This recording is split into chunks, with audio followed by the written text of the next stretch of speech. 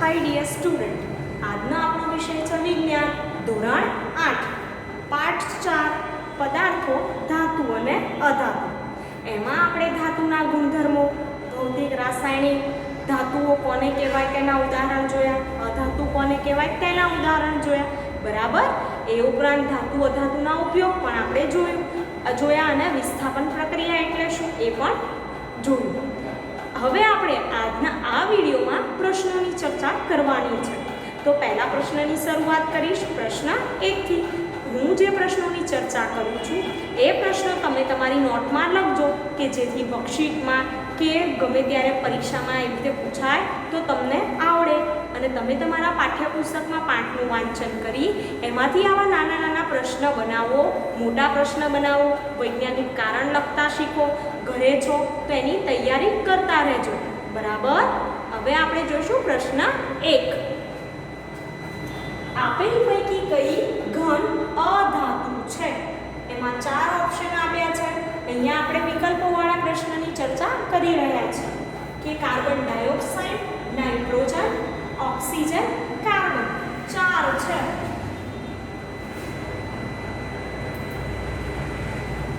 તો નીચે આપેલ પૈકી કઈ ઘન અધાતુ છે? તો કાર્બન એક ઘન અધાતુ છે।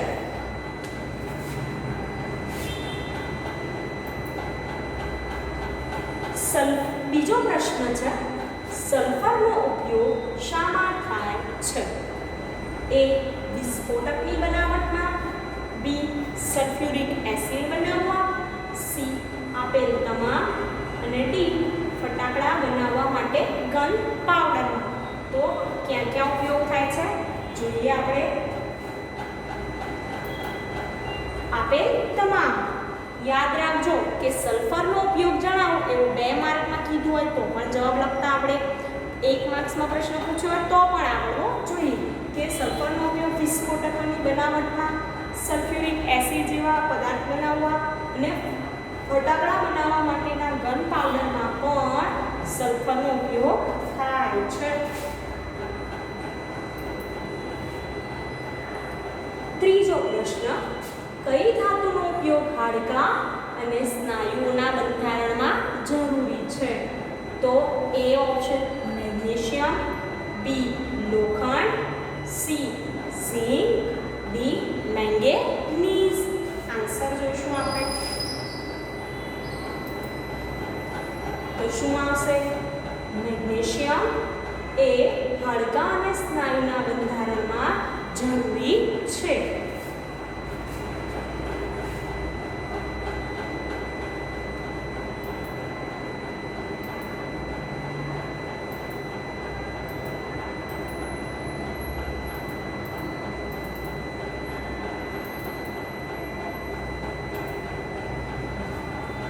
ચોથો પ્રશ્ન છે, નીચે આપેલ પૈકી કયો પદાર્થ નીચે પડવાથી રણકાર ઉત્પન્ન કરતો નથી? તમે જાણો છો કે રણકાર કોણ ઉત્પન્ન કરે અને કયા પદાર્થો રણકાર ઉત્પન્ન ના કરે। તો અહીંયા એ છે એલ્યુમિનિયમનું પતરું, ધાતુનો સિક્કો, લોખંડની તકતી, કોલસાનો ટુકડો। એવું કીધું છે કે ઉત્પન્ન કરતો નથી। પ્રશ્ન બરાબર યાદ વાંચવાનો અને યાદ રાખવાનો છે। ઘણીવાર વિદ્યાર્થીઓ શું કરતા હોવ છો કે તમે ઉતાવળમાં એવું લાગે કે હા મને તો આન્સર આવડે જ છે એટલે પૂરો પ્રશ્ન વાંચતા નથી ને જવાબ ટીક કરી દેતા હોય છે ઓપ્શનવાળામાં અથવા તો લખી દેતા હોય છે। પરંતુ પહેલાં પેપર આવે કે કોઈ પણ વર્કશીટ હોય કે વસ્તુ શાંતિથી પહેલાં વાંચવાનું, શું પૂછ્યું છે અંદર એ જોવાની વિગત અને ત્યારબાદ લખવાનું। ઘણીવાર વર્કશીટમાં પણ તમે ભૂલો કરતા હોવ છો, પ્રશ્ન શું હોય, જવાબ તમે કેવી રીતે લખતા હોવ છો એ અલગ હોય છે। તો વ્યવસ્થિત રીતે પહેલાં વાંચો અને પછી વર્કશીટમાં જવાબ લખજો ધ્યાનથી બધા વિદ્યાર્થી મિત્રો। પહેલાં આપણે આનો જવાબ જોઈશું। તો કયો પદાર્થ નીચે પડવાથી રણકાર ઉત્પન્ન થતો નથી? કોલસાનો ટુકડો નીચે પડવાથી રણકાર ઉત્પન્ન થતો નથી। કેમ? કારણ કે કોલસાનો ટુકડો એ શું છે? અધાતુ છે। જ્યારે એલ્યુમિનિયમનું પતરું, ધાતુનો સિક્કો, લોખંડની તકતી એ બધા કેવા છે? ધાતુ છે। ધાતુ એ રણકાર ઉત્પન્ન કરે છે અધાતુ હોય એ રણકાર ઉત્પન્ન કરતા નથી.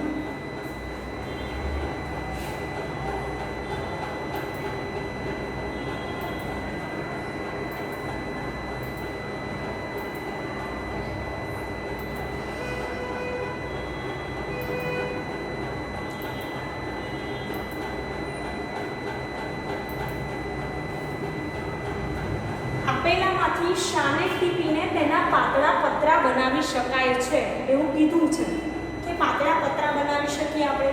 Option A phosphorus, B zinc, C sulphur, D oxygen.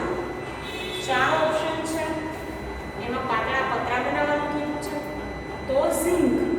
ઝિંકને ટીપીને તેના પાતળા પતરા બનાવી શકાય છે. ઝિંક એ ધાતુ છે. ઓક્સિજન, સલ્ફર અને ફોસ્ફરસ એ શું છે? અધાતુ.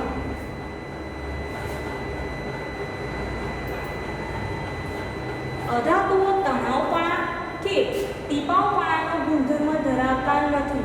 શાક એવું કીધું છે. આપણે જાણીએ છીએ કે ધાતુઓને ટીપી શકાય અને તાણીને ખેંચીને તાર કરી શકાય. તો કેમ એવું અહીંયા અધાતુ માટે નથી? તો એ ચળકાટ ધરાવતી નથી, તે બરડ છે, તે પ્લાસ્ટિક છે, તે સ્થિતિસ્થાપક છે. આમાંથી શું આવશે જવાબ? વિચારો.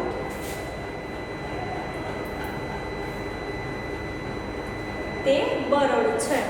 બરડ એટલે કેવા? તો જલ્દી તૂટી જાય તેવા. એટલે એને ટીપી કે તણાવપણાનો ગુણધર્મ કરી એમાં હોતો નથી.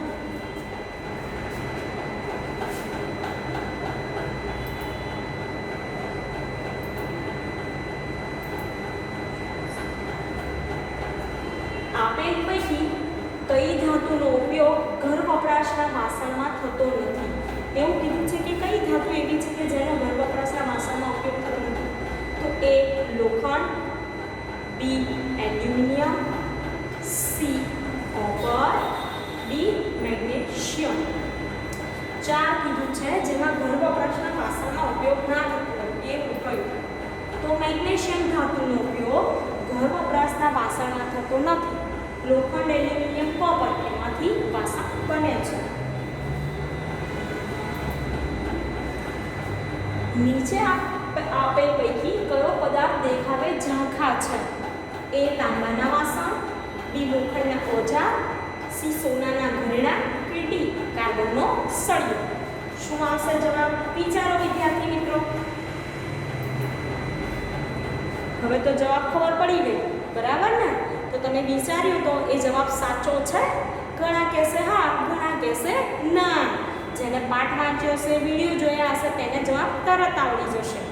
એટલે બધા વિદ્યાર્થીઓ વિડીયો જોવાના છે અને પાઠનું વાંચન પણ કરતા રહેવાનું છે. તો જવાબ છે કે કાર્બનનો સળિયો દેખાવે કેવો હોય? ઝાંખો હોય છે.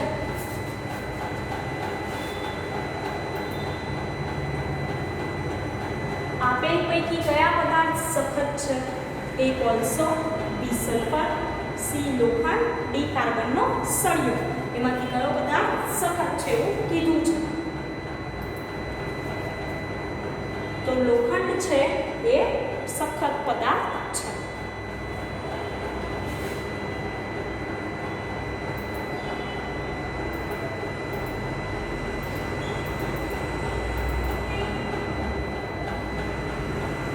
ફોસ્ફરસના સંયોજનોનો ઉપયોગ ક્યાં થાય છે?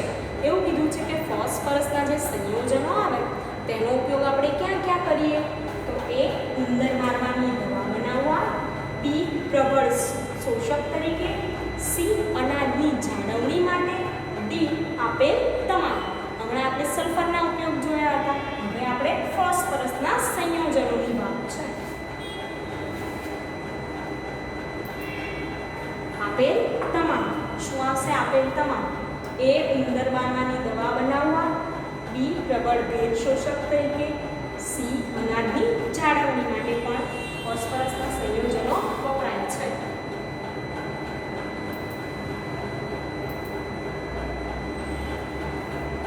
કઈ ધાતુના પાવડરનો ઉપયોગ રંગરોગાનના કલર બનાવવા થાય છે? એવું કીધું છે.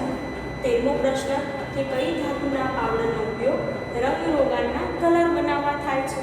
ઓપ્શન એ ઝિંક, બી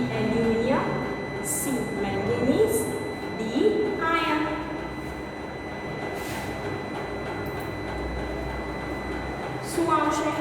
એલ્યુમિનિયમ. એલ્યુમિનિયમ પાવડરનો ઉપયોગ રંગ રોગાનના કલર બનાવવા માટે થાય છે.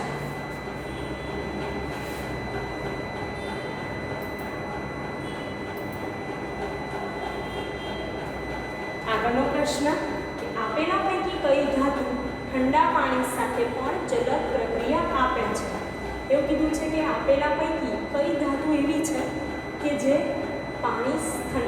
ધાતુ ઠંડા પાણી સાથે જલદ પ્રક્રિયા આપે છે? Option A sodium, B sulphur, C carbon, D magnesium.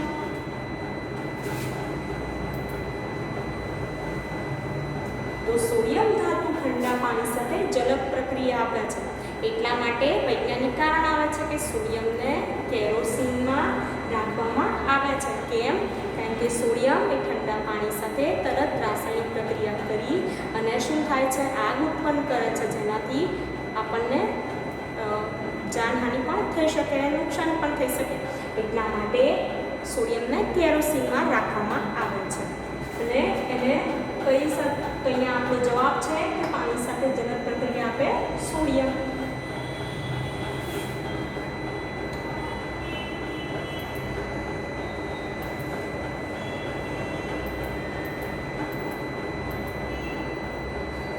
હવે એવું કીધું છે આપેલ પૈકી કઈ ધાતુ પાણી સાથે જલદ પ્રક્રિયા આપે છે? એવો ને એવો જ પ્રશ્ન છે. સોડિયમ, કોપર, લોખંડ, ફોસ્ફરસ. તો શું આવશે? સોડિયમ. આપેલ નવો પ્રશ્ન, આપેલ પૈકી કયું તત્વ બેઝિક ઓક્સાઇડ બનાવે છે? આપેલ પૈકી કયું તત્વ બેઝિક ઓક્સાઇડ બનાવે છે? A sulphur, B potassium, C carbon, D phosphorus. તો પોટેશિયમ તત્વ બેઝિક ઓક્સાઇડ બનાવે છે.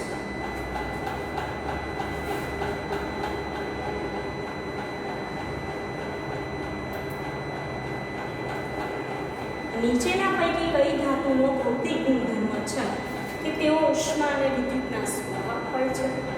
બી આપેલ તમામ, સી તેમને અથડાવાથી રણકાર ઉત્પન્ન થાય છે, ડી તેઓ ચળકાટવાળી સપાટી ધરાવે છે. તો આમાંથી ધાતુનો ભૌતિક ગુણધર્મ કયો છે? આપેલ તમામ. ધાતુના ભૌતિક ગુણધર્મ મુદ્દાસર પ્રશ્નમાં, બે માર્કવાળા પ્રશ્નમાં કે તફાવતમાં પૂછાય તો તમને બધા આવડવા જોઈએ. અને તમે તમારી નોટબુકમાં વ્યવસ્થિત પોઈન્ટ વાઇઝ સરસ અક્ષરે લખજો.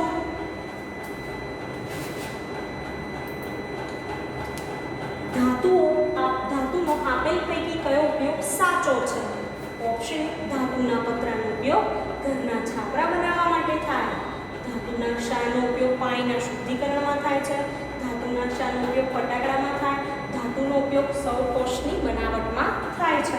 તો એમાં આપણે જવાબ જોઈએ કે કયો ઉપયોગ સાચો છે.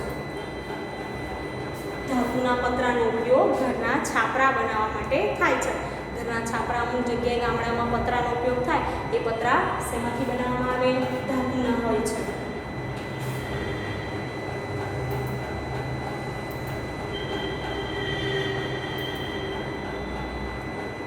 એક કસનળીમાં મેગ્નેશિયમની પટ્ટી અને મંદ હાઇડ્રોક્લોરિક એસિડ છે.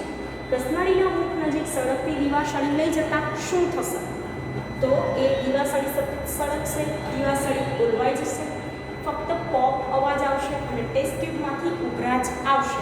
તો આપણે આ પ્રક્રિયા જોઈ હતી. શું થશે? દીવાસળી સતત સળગશે. મેગ્નેશિયમની પટ્ટીને સળગાવવા આવે, તમે જાણો છો સફેદ જ્યોત સાથે સળગે છે. હવે અહીંયા હાઇડ્રોક્લોરિક એસિડ પણ છે એટલે સતત સળગતી રહેશે. હવે આગળ, કઈ અધાતુ હવા સાથે ઝડપી રાસાયણિક પ્રક્રિયા કરે છે? કઈ અધાતુ હવા સાથે ઝડપી રાસાયણિક પ્રક્રિયા કરે છે? તો A phosphorus, B sulphur, C carbon, D nitrogen. 4 પ્રશ્ન છે. આપણે જોઈએ છીએ કે ફોસ્ફરસ હવા સાથે ઝડપથી રાસાયણિક પ્રક્રિયા કરે છે. એટલે ફોસ્ફરસને શેમાં રાખવામાં આવે? પાણીમાં રાખવામાં આવે. એનું પણ વૈજ્ઞાનિક કારણ છે કે ફોસ્ફરસને કેમ પાણીમાં રાખવામાં આવે? તો એ હવા સાથે ખૂબ ઝડપથી પ્રક્રિયા કરે, સક્રિય હોય છે એટલા માટે.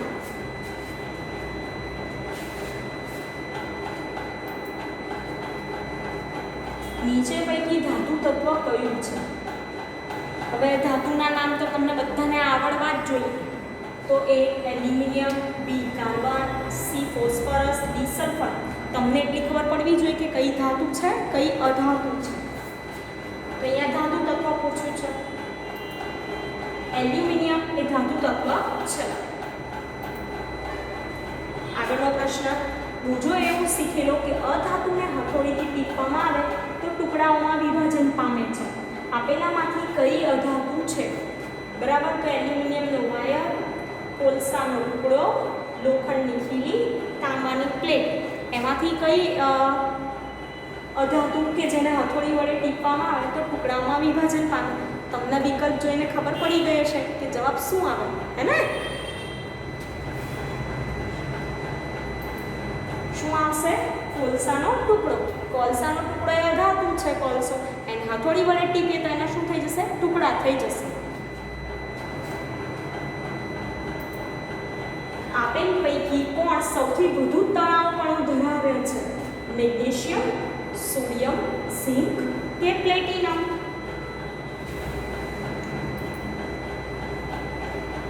તો આપેલ પૈકી સૌથી વધુ તણાવપણું પ્લેટિનમ ધરાવે છે. કોણ ધરાવે? પ્લેટિનમ.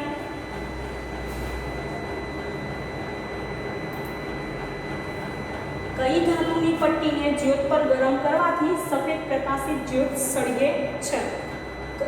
તો સોનું, કોપર, મેગ્નેશિયમ, ચાંદી. તમને ખબર પડી ગઈ હશે કે કઈ ધાતુ આવે અને સફેદ પ્રકાશિત જ્યોતથી સળગી ઉઠે.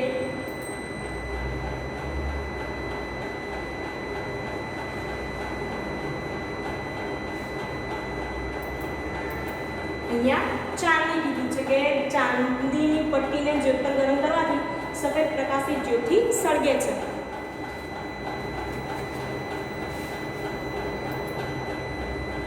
આપેલ પૈકી કયું વિધાન ધાતુ સાથે સુસંગત છે? તો સોનું, ચાંદી, તાંબુ અને લોખંડનો ઉપયોગ પ્રાચીન સમયમાં થતો ન હોય. લોખંડ, એલ્યુમિનિયમ તથા તાંબુ દેખાવે ઝાંખા હોય છે. લોખંડ, એલ્યુમિનિયમ તથા તાંબુ સખત હોય. કોલસો, સલ્ફર, કાર્બનનો સળિયો લોખંડ કરતાં વધુ સખત. એવું કીધું ધાતુ સાથે સુસંગત છે. તો લોખંડ, એલ્યુમિનિયમ તથા તાંબુ સખત હોય છે.